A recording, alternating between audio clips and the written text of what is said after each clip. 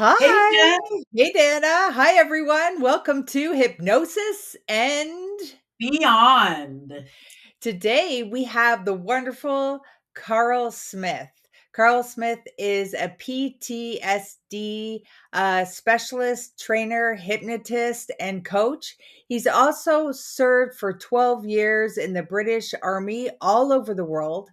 He left the army and joined a UK police force, serving as an authorized firearms officer and tactical firearms trainer for a further 12 years. We are so honored and pleased to have him, aren't Yes, we? yes, we are. Hi, Carl. The Hi, legend, Karl. the legend, or the legend himself. Yes. Well, we're very happy to have you here today. We have a few things that we'd like to discuss, Hmm. and one of which is that there's a pretty major holiday coming up, and we want to discuss it with you in particular. And that is, as we call it in the United States, Veterans Day. And the rest of the world so eloquently calls it Remembrance Day. Yeah. What we're wondering is, in your opinion, what really is the best way to celebrate this holiday for people who are not veterans or part of the armed forces? Or how do the rest of us truly show the gratitude that we really all want to? Well, it's very different actually from around the world. So, around in America and Canada, you tend to honor. You honor people, right? So when you go through graveyards, you can understand this. When you go through things, you honor people. In the United Kingdom, we remember people. In Europe, particularly Germany, they mourn people. And that is very, very interesting when you look at graveyards. Now, I'm not a graveyard spotter. This is something I learned when I was in the military. If you go to Arlington, everything is dead center. Everyone's cross is all the same. They're all done all the time. And they're all pure white with gold and all that type of stuff. And they're all written out and everything's to perfection, right? So you honor, right? Over here, we remember. We take a different approach to it. We just take a few moments, like today. I won't timestamp this video, but today's a memorable day because of somebody who I was in bomb disposal with passed away during Afghanistan today in 2009.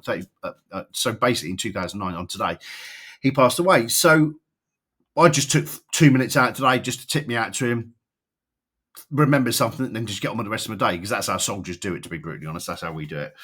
So we remember over here. And over in Germany, if you look at the graveyards and stuff like that from Second World War, they're very dark and solemn places. So when you look at it, it's a cultural way of looking at it. Very cultural, the way that you do things. Australia, New Zealand do it very much similar to us. We have Remembrance Day, but mind you, remember that we had a lot of influence with that. But yeah, it's very different all over the world. But in answer, in general, just to your question, it's just I think that I was going to say something, and I'm going to say that out loud. Well, I will actually, is that I've served in many, many conflicts around the world. And after serving in those conflicts, I don't think that we should have got involved in all of them. At the time, I actually felt that they were worthwhile. And this is not the opinion of everybody, but it is my opinion that at the time I thought I was doing the right thing. Now, on reflection, as you get older, you look at it and think, what the fuck were we doing getting involved in that shit? Why did we cause this stuff and all that type of stuff? Anyway, lots of people have got their own ideas. I think the truth's all been washed around nowadays, and we know why. So I think the key thing is just to sit there and just tip your hat, really. I think just to be mindful that people do it in a different way. On Remembrance Day, I never did anything. I never did anything for years. I put it behind me, and that's not a trauma thing. It was just a case, it was part of my life. I boxed it off, and that was it. And I used to leave it. I've got myself into a bit of a position with a charity now where they say, Carl, because I've got a row of medals and stuff like that, Carl, can you do it for us? So actually, I'm going to be brutally honest. On Remembrance Sunday here in England, it's about all of the soldiers, the army, the air force. They're not really military, though, Air Force. But the thing is that what we do is we all get together. We have a few moments of reflection, remember those people there, and then go to the pub and get absolutely shit-faced. And that's technically what happens. And any military people listening now will be going, yeah. Doesn't matter. Around the globe, that's what we do. For other people that maybe listen to this, think that sounds disrespectful. Well, that's the way we do things. So we all have our own different ways of doing things, and it's very cultural. And the reason I went down that path there is to explain that, that it's because I've done a lot of the Second World War beaches, the landing beaches, Omaha, Juneau, and all that gold and all that type of stuff, sword and all that. And then when you go over, you get to learn a lot of these things. So it's about a cultural thing. But for me, like today, I really don't spend a lot of time on it. Today was when funny enough, you've just done this today, and it's actually a prominent. If you went to my Facebook feed today, you'll notice a few hours ago I put something on there. But where I do remember a person, and I do tip my hat to him. And I probably will stop and have a beer tonight with somebody and just think, up yours, you arsehole. Because that's the way we do things. We just abuse people that are passed on. And then probably just move on. It all depends, really, because there's people that are served in the military that be like, no, I wear my medals all the time. I wear them on my chest and I do this and I do. That's fine. That's brilliant. However, I've moved on from that. I did 12 years. I did all the shitty tours. I did all of the going to, I've seen the worst of humanity, the best of humanity. I've seen what 500-pound car bombs do. I've seen what gun rounds do. I've seen many different things in my life, how humans can be so horrid to another human, especially in Kosovo and Bosnia. But if you hang on to it too tightly, it just wipes you out for the rest of your life. And it's not a trauma thing. It's not like, well, you're just trying to bury it because it's trauma. No, I did it. I'm happy what I've done. I reflect on it every so often. And when I go back to regimental reunions, or we go back to go back to our own regiments, or we go back to our companies, whatever it is, the guys and the girls that may be listening to, we all go have a reflection moment. We talk about things and then just get absolutely shit-faced, because that's one thing that we all have in common. It doesn't matter where you are. You can be in America and you can be in England, but it doesn't take long for military people to start getting pissed. That is a fact. That is one common thing that we do have. So it depends, really. It's a cultural thing. It can be a cultural thing. It can be a personal thing. Some people, I know that for me personally, and this is no disrespect to them because I have my own way of doing things, I never actually went to a Remembrance Day for many, many years. I didn't do it. And it's not because, it hurts and howl and whack. It's just, I tip my hat and that's me done. Whereas now I've been put in a position with a charity and they've asked me to do it. And actually, it's quite good fun, actually. But I don't really get too messy with it. I don't get really caught up in it. It's something I did. I've moved on and been able to just enjoy myself with it. And I think that's really important. I think it's really important that you understand it's a personal thing. One thing that us military people do very well, and that's get really fucking drunk. We can do that really, really well. So it doesn't matter where we are in the world, whether I've served with Polish people, I've served with Australia, New Zealand, I've done Anzac Day and all that type of stuff. I've worked with Turkish soldiers before, and we all have, and Greek soldiers. They know how to drink as well, so we all have that moment. So yeah, so it's a very personal thing, and I'm sure there's some people out there. No, we should be standing to attention and doing this.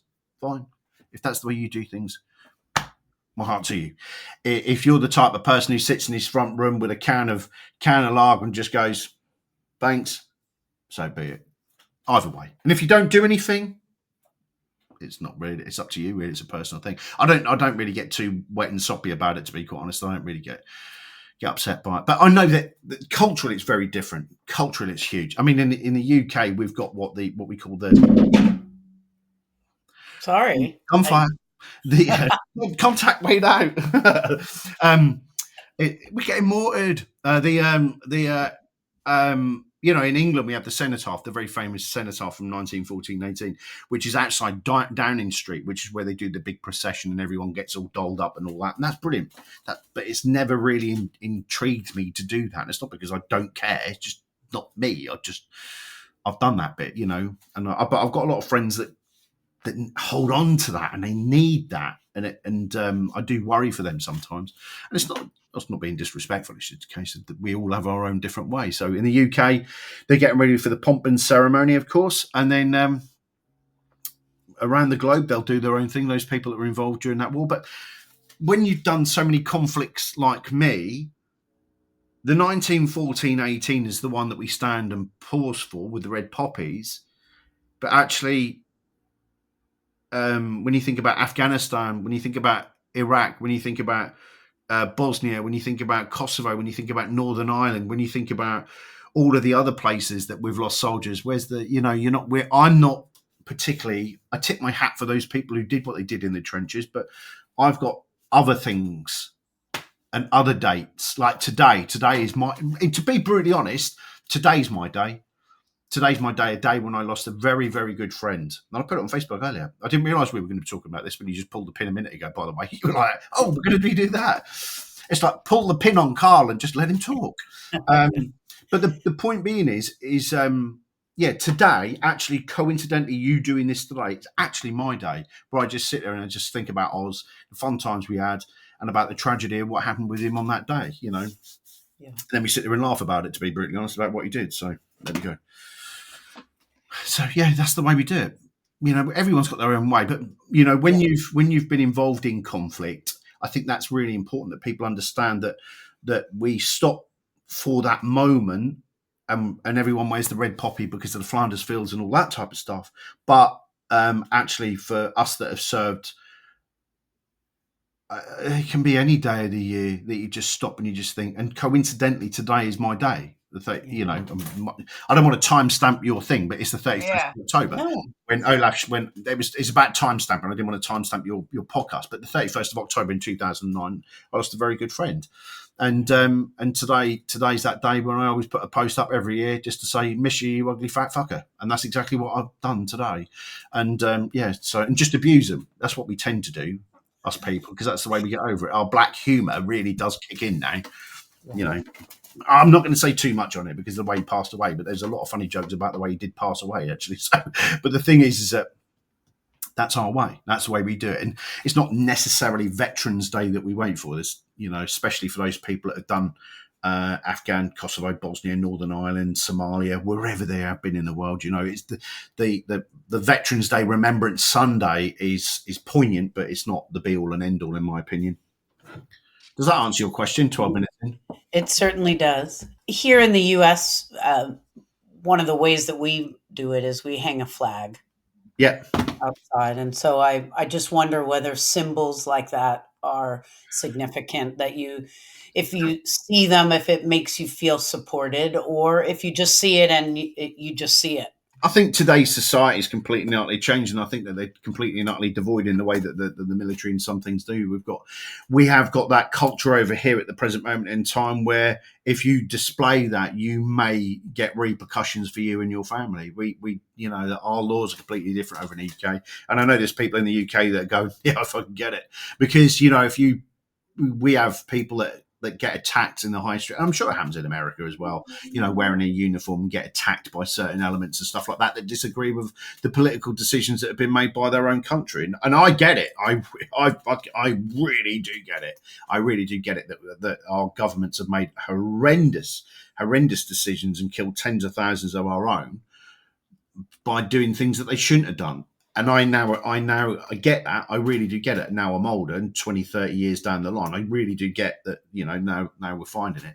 So sometimes we are suppressed in this country, especially in the UK, by doing it. And if you put a flag up, it's going to offend some fucker. Mind you, opinions are like arseholes, aren't they? Everyone's got one. So at the end of the day, somebody's going to get a cock on along the. I better stop talking like that. Somebody's going to get upset along the way. Somebody's going to get upset for that. Do you know what I mean? So we do it. We predominantly wait for the November Remembrance Sunday, which is when we do the 1914. But we also remember those people that did the Second World War. But for me, it's not. That's the start of it, and we tip our hat. But on the same token, it can be other months really that you tip your hat really and think about it. Mm-hmm. So you do get people putting their flags on, and we do wear the poppy. I don't know if you've ever seen this. I've got one here. We wear the poppy in Canada. We wear the poppy. Yeah, so we wear the red poppy as well. So I'm going out tonight, and I literally, my poppy's in the car. I just realised just now, so I'll be wearing a poppy for now. But it's I've seen people in August wearing a poppy because that's their month, that's their day, their thing. So yeah, it's very much a personal thing. It's very much a personal thing the way you do it.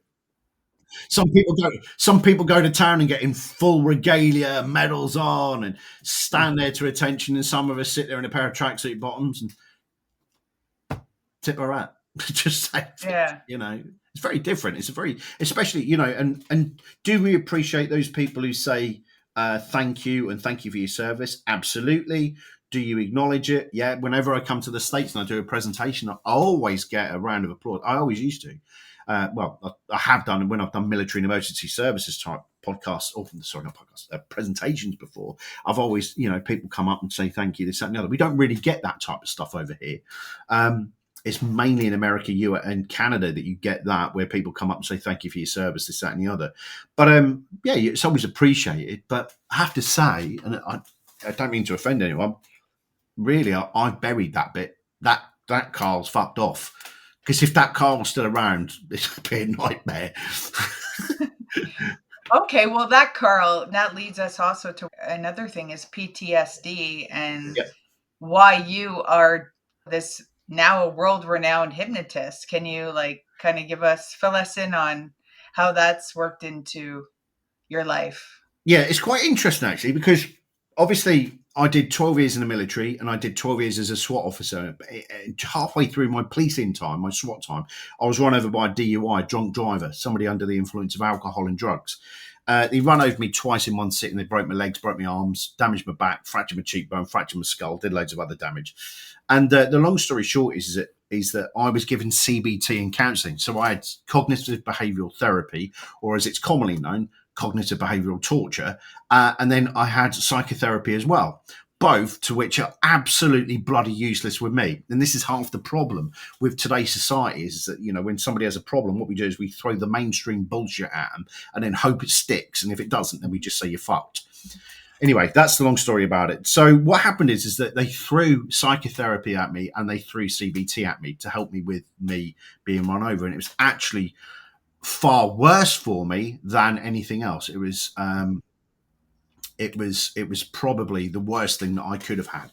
And those people that are listening to this, if you are going through it, anything at the present moment in time, and somebody throws mainstream stuff at you like psychotherapy and counselling and CBT, and it's not working, it is not the end of the world.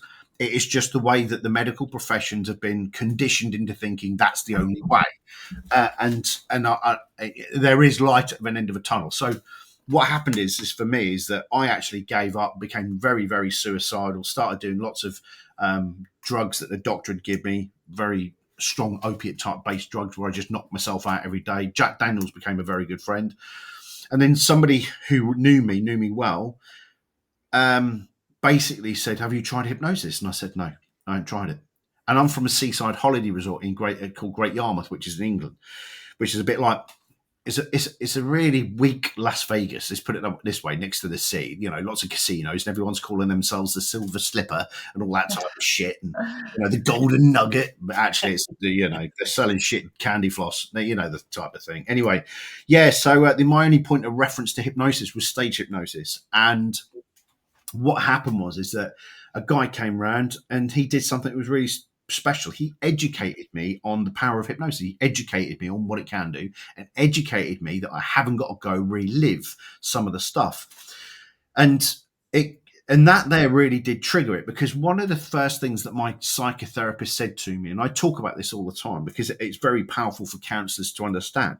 One of the first questions posed to me, and I want your visitors to understand where this is coming from and leave a comment or think what you think on this. But her first comment to me, it didn't matter about sex, by the way, then it didn't matter it was her, but it was a female. And she said, how did it feel to get run over?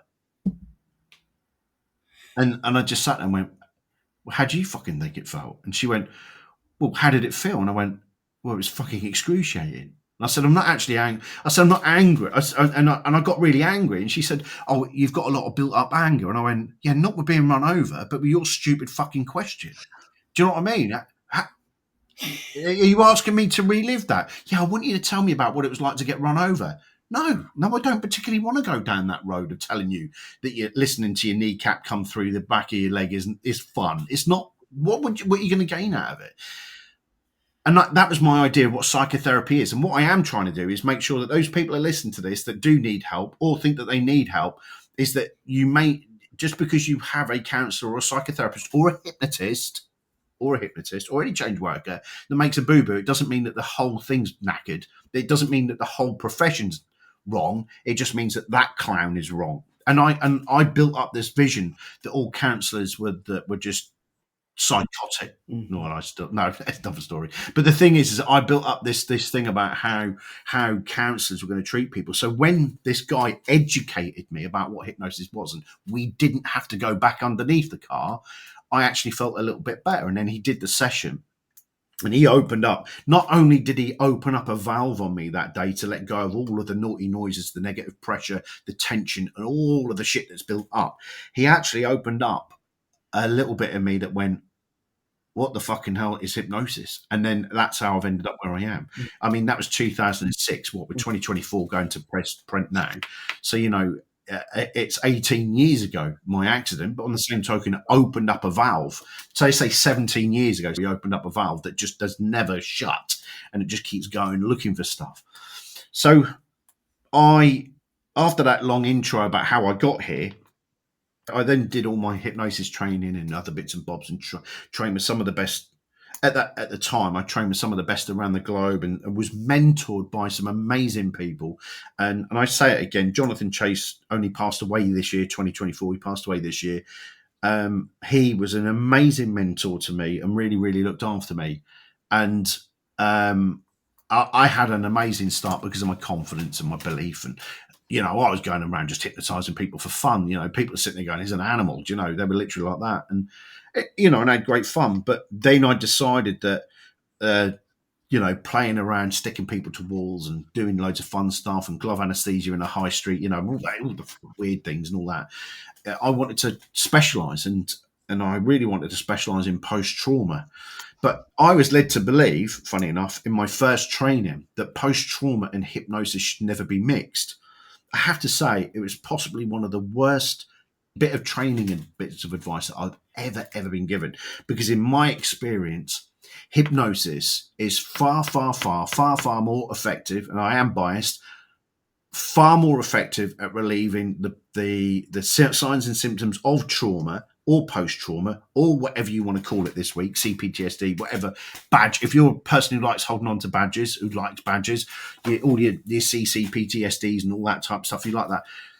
I just treat everyone as a trauma. I deal with the person that sat in front of me rather than the label that they like to hold on to. So when I started to realize that it did have massive, massive applications, I then literally just started doing it. And then over the past, I'd say 12 years, really, I've done nothing but trauma work. All I do is work with trauma. And, I can achieve more in 2 hours than some people have achieved in probably 2 years in psychotherapy. That's a fact. And I mean, that's all over my YouTube channel. That's just a basic, that is. So when people talk to me about, is it effective? Is hypnosis effective with trauma? Absolutely, probably one of the best, because you don't have to search around like psychotherapy does to try and find what they think it might be. As a hypnotist, I go in and I ask the subconscious, unconscious, monkey brain, whatever you want to call it this week, what's going on, rather than faff around, chasing it around for weeks and weeks and weeks. Within a few moments, I can start doing stuff. So, yeah, and that's not an arrogant thing. That is just a factual thing. And those you guys have seen me work. So I think it's highly beneficial, really, that people understand that hypnosis and trauma is hypnosis is by far the best with trauma. Cognitive behavioral therapy, one of the worst. That's horrendous. And I've only met a few people in my life that actually say, oh, CBT helped. Then you find out it's not really powerful trauma.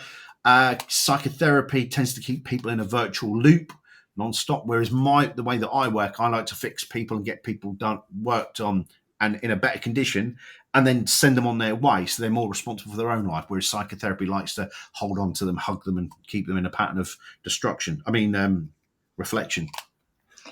Well, that's one thing we love about you, Karl. You never hold back. No, and the thing is, it may not reflect our viewpoints, but the point is you put it out there.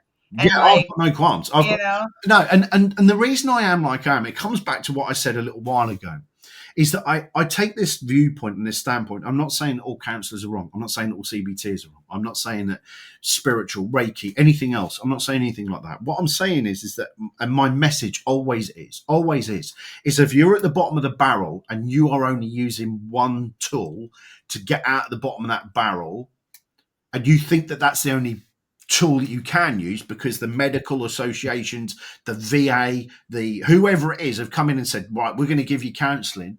Just because they give you it doesn't mean it's the right tool. It means that this is why I have so many troubles with military and emergency services, because they're like, but yeah, but you're not qualified as a counsellor. No, and please, I do not want to be part of that. Oh, but you're not part of this organisation. You're not part of this governing body. No, because that governing body's made up, and actually, it's not run by the government. It's actually the money's going into somebody's pocket who couldn't give a shit about the end product. So the way that I talk is very, very disruptive. But if I can save somebody, and I know that my podcast and the way that I talk to save people's life, because they go, do you know what? I've been on counselling. I thought my life was at an end. I was that Carl. I was that person. But I thought that counselling was the only way because that was what the doctors told me. That was what my physician had told me. That is what my VA told me. That's what my British Legion, which is the VA for want of a better way, over here, and all these type of organisations. But they're not prepared to look at anything else, because they're so conditioned into, well, we'll just give them counselling. We'll just give them this because that is one size fits all. What we'll do is we'll shoehorn everyone into that and it'll do it. Or you've only had 12 sessions and it didn't work. Oh, really sorry. Go on, go back to your bottle of vodka, because that is fucking what it is. That is exactly what it is. And that is not to tear up anyone who works for the VA or the British Legions or anything like that. Even if you are listening to this and you took offence to that, you know as well as I do that those people will stay in that cycle and they won't be achieving anything, and nobody will stop the cycle and go, that's not working. They'll continue with it because that's where the funding comes in. And it all boils down to money. All of it. I spend my runs the life world. fighting organizations to wake up to the 21st century and come out of Sigmund Freud's ass, stop putting everyone in the same box and doing it that way, because that's what they do. They don't go, right, let's do an interview, let's find out what's best for you. What you'd like to do spiritualism, would you like me to do you'd like to find something, you believe in Reiki, or you believe in spiritualism, or you believe in hypnosis, or you believe in whatever it is, and you'd like us to find you that type of person if we can find the right type of connection? No, what we'll do is we'll get you an out-of-date shitty idea and we'll box it off to you, and when it doesn't work, we'll blame you for it. That's what my life is. My life is that. So if somebody's listening to this and they think counselling is not working for me, CBT is not working for me, you're probably damn fucking right it's not. You need to stop, and don't worry about it. There are other charities, there's other things that you can reach out to and go, do you know what? And even still, there are hypnotherapists out there who are baying to do a free session for you because they need the hours under their belt.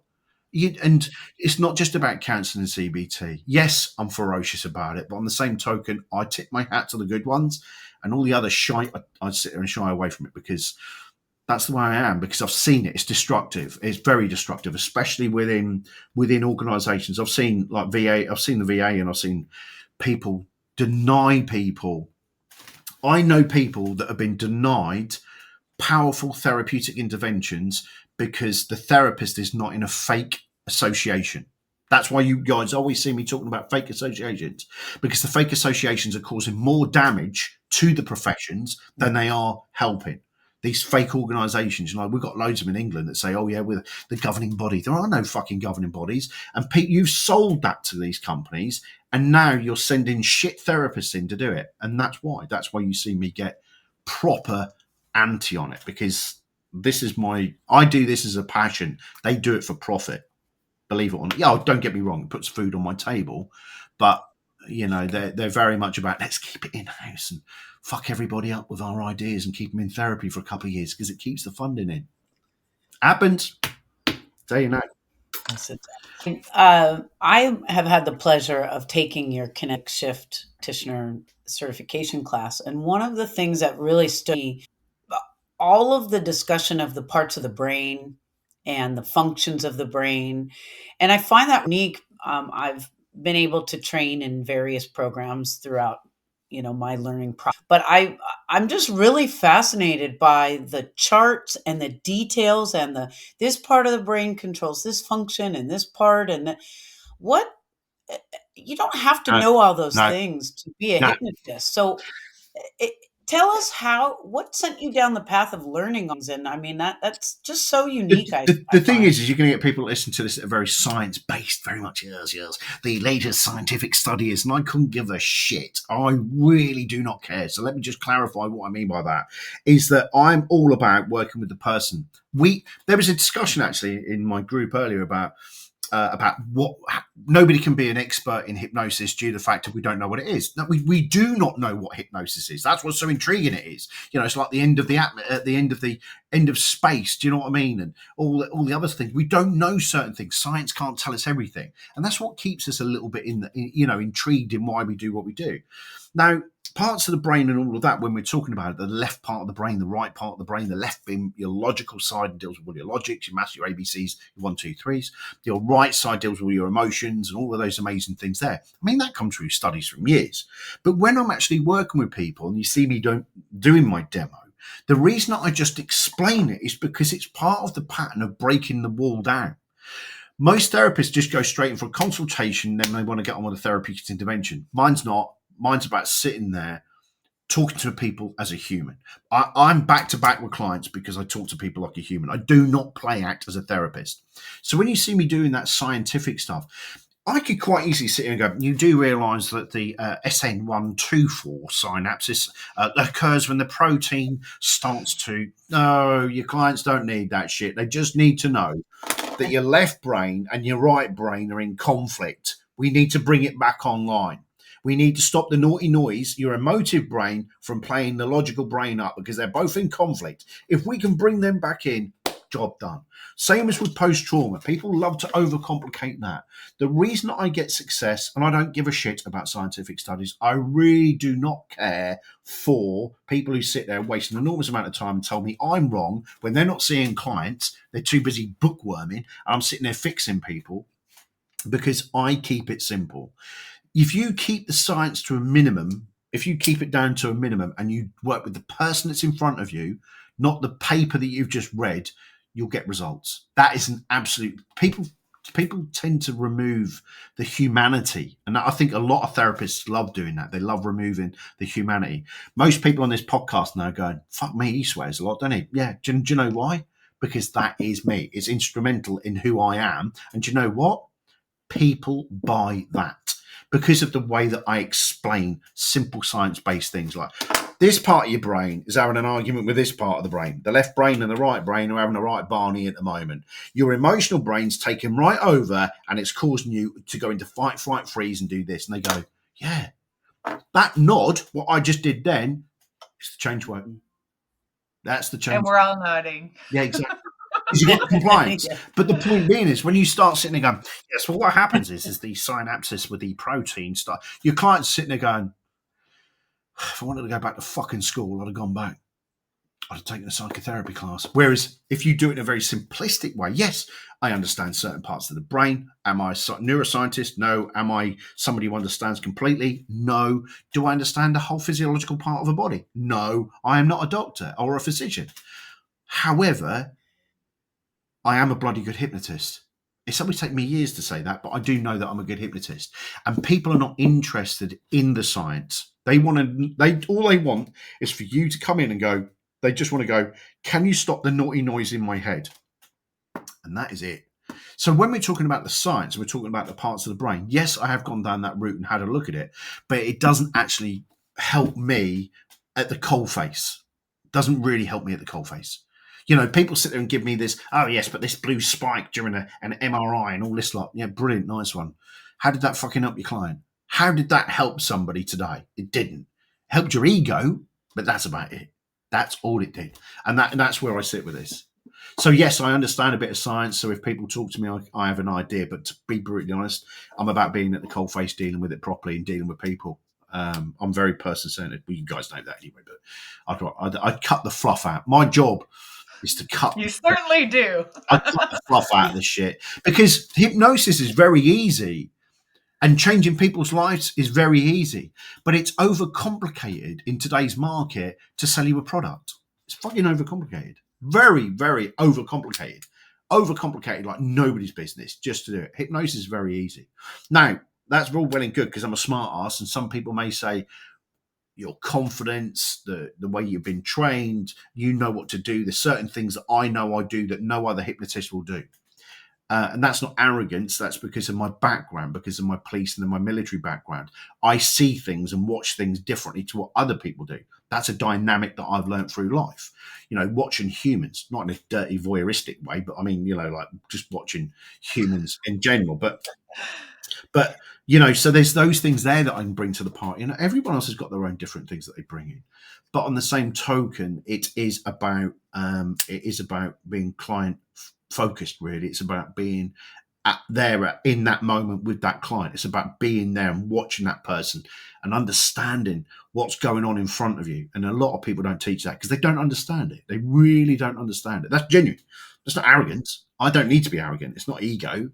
That is one of the common faults. I submitted a paper today. What did I call it? It's basically the rant that I've just done there about psychotherapy interfering with hypnosis and destroying it. So yeah, I understand a bit of it, but does it help me at the coalface? No. Does it help me at the bar when somebody's talking away and they're boring the shit out of me? Yeah, but does it really help me? No. And that's one of the key things there. If it doesn't help me at the coalface, I don't really need to know it, I have to say. So, Karl Smith, what excites you beyond hypnosis? Well, you two stalk me on Facebook, so you know, don't you? I haven't got my kit here. It's all in the car, actually. I'm actually got myself into astrophotography and all that lot. I'd get into that. I've got my kids. They keep me running wild. I've just been out with them just now.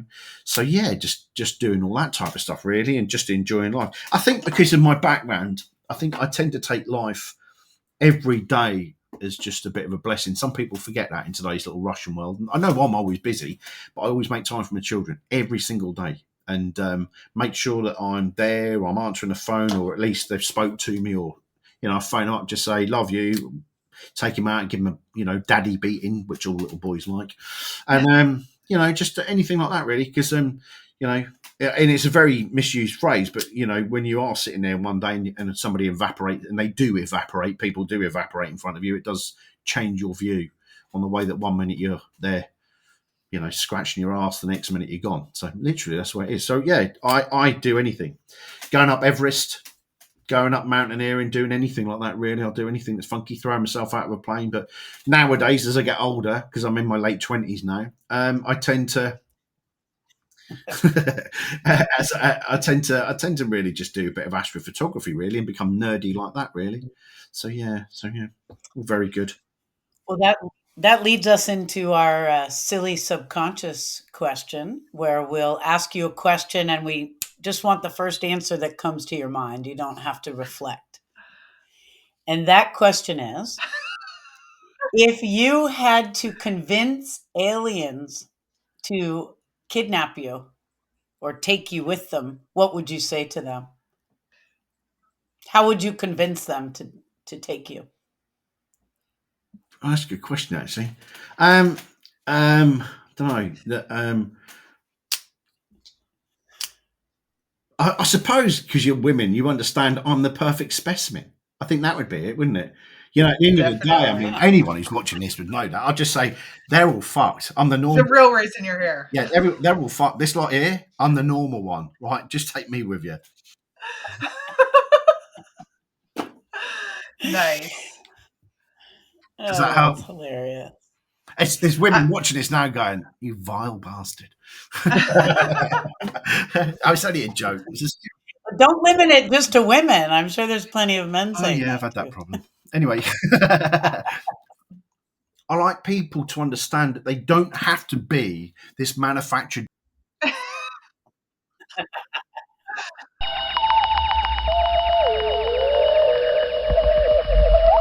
Well, I guess he convinced the aliens to take him. He's just as convincing to extraterrestrials as he is to the humans that he works with.